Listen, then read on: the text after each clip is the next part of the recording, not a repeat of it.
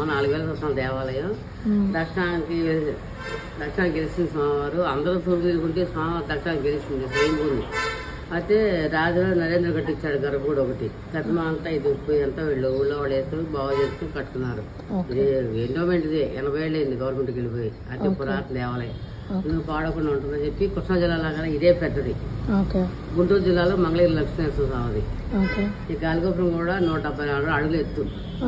ఇక్కడ అతి పురాతన దేవాలయం. చక్కగా పూజలు బాగా జరుగుతాయి. ధనుర్మాసం నెల బాగా జరుగుతుంది. వైశాఖ పౌర్ణమికి మే నెలలో బ్రహ్మోత్సవాలు బాగా జరుగుతాయి 5 రోజులు. ఊరు కమ్మటూరు కమ్ము అన్ని కులాలు ఉన్నారు. బాగా చక్కగా అందరూ వచ్చి శనివారం కూడా చదువుకుని పోతున్నాం. ఎన్ని చదువుకుని సహస్రనామాలు చదువుకుని బాగా జరుగుతున్నామ్మా. దేవుడి పేరు చెప్పండి. శివుడు చెనకేస్తామమ్మ. భూదేవి శ్రీదేవి. ఇది ఈ పక్కన దేవి పల్నాటి వాళ్ళ ఎలవేలుపు పైన. ఈ చెనకేశ్వరం అనేది పల్నాటి వాళ్ళ ఎలవేలుపు. కారం చెల్ల అటు రాదు నది ఎప్పుడు. కాబట్టి ఇక్కడ స్వామి ఎక్కడా చుట్టుపక్కల ఎక్కడా లేదు. ఇంత పెద్ద దేవాలయం మార్కాపురంలో ఉంది. కానీ మార్కాపురంలో ఉన్న విగ్రహాలు చిన్న చిన్న అమ్మవారి చిన్న విగ్రహాలు. ఇక్కడ 6 అడుగులు ఎత్తు. అక్కడ ధనుమాసం నెల బట్టలు పెట్టి అందరూ పూజ చేసుకుంటారు. ఏదనుకుంటారు అది నెరవేరుతుంది.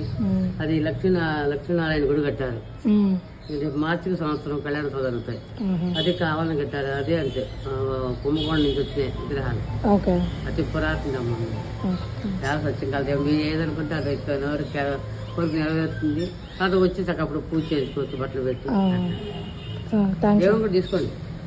దేవుని తీసుకోండి.